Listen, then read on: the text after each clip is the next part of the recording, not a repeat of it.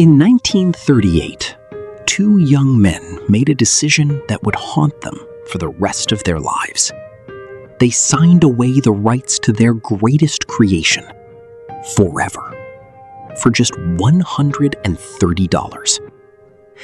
That creation became the most recognizable fictional character on Earth, worth billions of dollars, known by every man, woman, and child on the planet. And the two men who created him, they died with almost nothing. This is the story nobody tells you about Superman. It started in Cleveland, Ohio, 1932.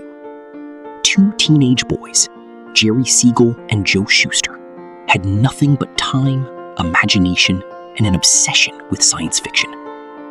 Jerry would write the stories. Joe would draw the pictures. Together, they dreamed of creating something the world had never seen before. A hero unlike anything that existed. Not a detective, not a soldier. Something completely new. A man with powers beyond imagination, who used them to protect the innocent. They called him Superman. For 6 years, they tried to sell Superman to every publisher they could find. 6 years of rejection letters. 6 years of being told their idea was worthless. Publisher after publisher said no. The idea was too unrealistic. Nobody would believe in a man who could fly. By 1938, Siegel and Shuster were desperate. They were broke. They needed money. And when DC Comics finally showed interest, they said yes to everything. DC Comics offered them a deal, $130 for the complete rights to Superman. Every story, every image, every future version, forever. They signed. And with that signature, they gave away everything.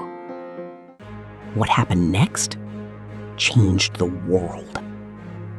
But not for them.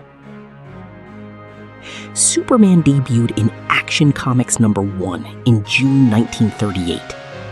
It sold out immediately.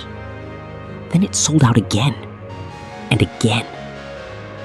Within months, Superman was everywhere. Radio shows, newspaper strips, merchandise. DC Comics was making a fortune.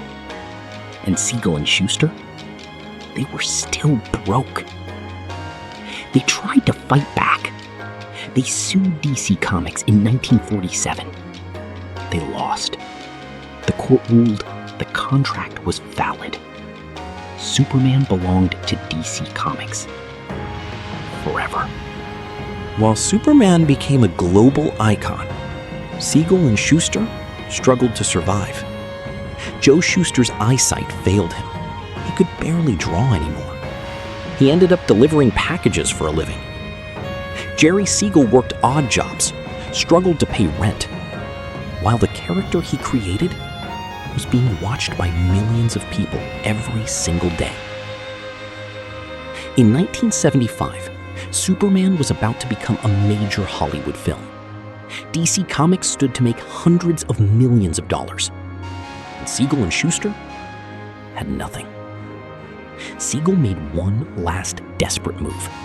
He sent a press release to every newspaper in America, telling the world how he and Shuster had been robbed, how they created Superman and received nothing. The public was outraged.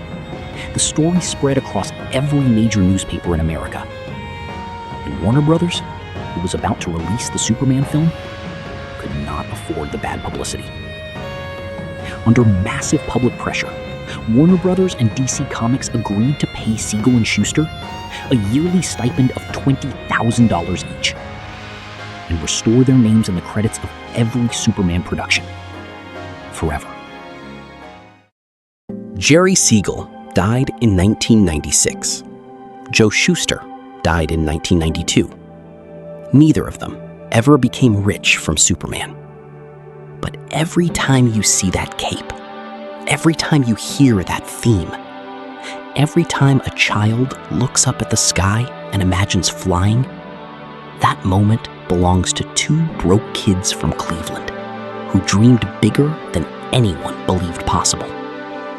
The world remembers Superman. History forgot the men who made him. Until now.